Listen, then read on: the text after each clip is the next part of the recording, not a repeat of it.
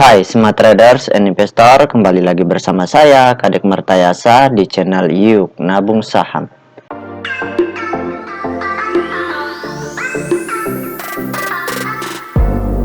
Nah, di video kali ini kita akan membahas mengenai salah satu perusahaan yang di-request oleh Mas Guntur ya. Nah, nama perusahaannya itu PT Panin Finansial Tbk dengan kode PNLF. Oke, untuk mempersingkat waktu kita langsung saja ya. Jika Anda menyukai konten-konten kami mengundang Anda untuk mengklik tombol like dan subscribe agar Anda mendapatkan video terbaru kami setiap minggunya. Nah, di sini kita cari dulu PNLF ya. PNLF. Oke, kita enter. Nah, kalau kita lihat dari grafik perusahaan Panin Finansial ini ya, perusahaan ini cenderung downtrend ya.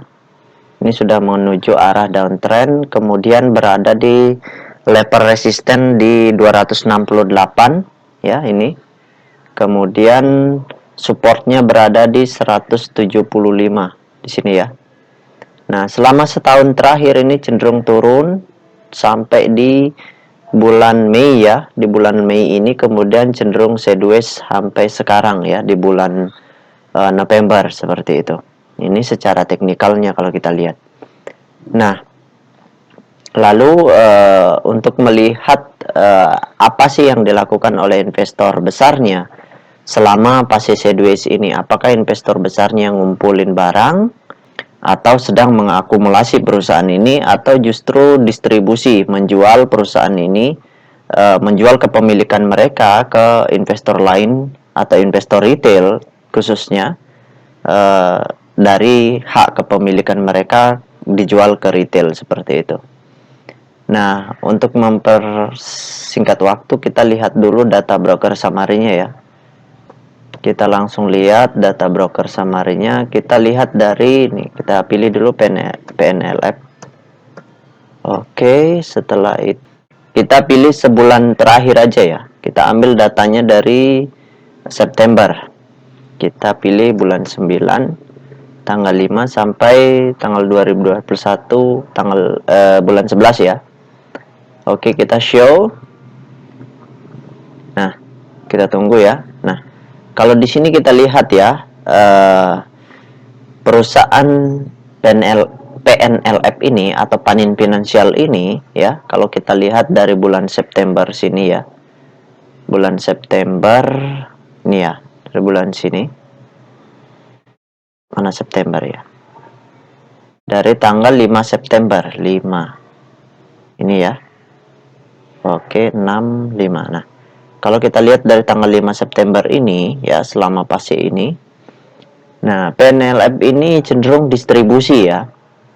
Nah, kalau kita hitung antara net volume, bukan volume ya, total lot yang dijual dengan total lot yang dibeli ya.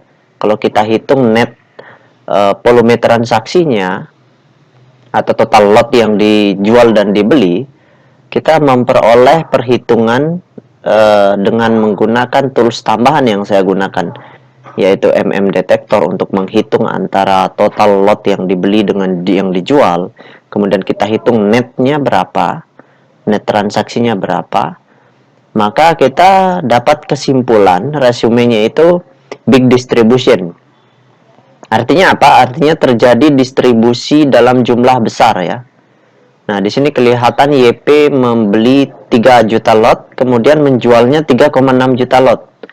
Kemudian BK membeli 1,7 juta lot, kemudian CC atau Mandiri Sekuritas menjual 1,7 juta lot. Kalau kita hitung total semuanya secara keseluruhan ini, kita dapat menyimpulkan bahwa terjadi distribusi dalam jumlah besar dari sini ya. Dari bulan September ya, September. Nah, tanggal 5 September dari sini sudah terjadi distribusi oleh investor besarnya dalam jumlah yang cukup besar, itu sangat besar karena kategori kesimpulannya itu big distribution. Oke, nah lalu kita perhatikan peta kepemilikannya untuk melihat potensi jangka panjangnya. Kalau misalkan kita perhatikan di sini ya, scriptless ratio dari perusahaan Panin Finansial ini itu totalnya 47,2%. Jadi ada 47,2%, hampir 50% sahamnya sudah dalam bentuk saham scriptless ya, atau dalam bentuk digital yang sudah siap untuk diperdagangkan seperti itu. Kemudian di sini investor besarnya itu memiliki hampir 65% ya. Investor besarnya memiliki hampir 65% kepemilikan di perusahaan Panin Finansial ini seperti itu. Jadi jumlahnya masih cukup besar, masih berpotensi untuk sangat mudah untuk mereka melakukan hajar kanan ya, HK. Tetapi kita tetap kita tidak tahu kapan mereka akan melakukan aksi HK atau memborong di kolom offer ya, membeli barang-barang retail seperti itu. Nah, sekarang dalam dari bulan September ini mereka sedang distribusi dalam jumlah besar. Kita tunggu saja aksi mereka, kita perhatikan terus. Nah, kalau retailnya terus menambah, ya sebaiknya kita jangan dulu beli perusahaan ini. Karena semakin banyak retail itu akan semakin sulit harga sahamnya naik gitu. Jadi kita lihat aksi investor besarnya. Kalau investor besarnya sedang akumulasi, kemudian investor retailnya distribusi menjual sahamnya ke investor besarnya, maka itu adalah peluang yang sangat bagus untuk kita membeli perusahaan tersebut. Seperti itu, karena ketika nanti investor besarnya sudah akumulasi dalam jumlah besar, nah tentu mereka punya kepentingan untuk harga-harga ya,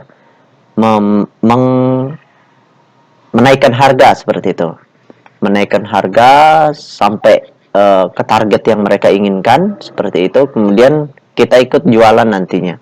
Ketika mereka distribusi, kita ikut distribusi seperti itu.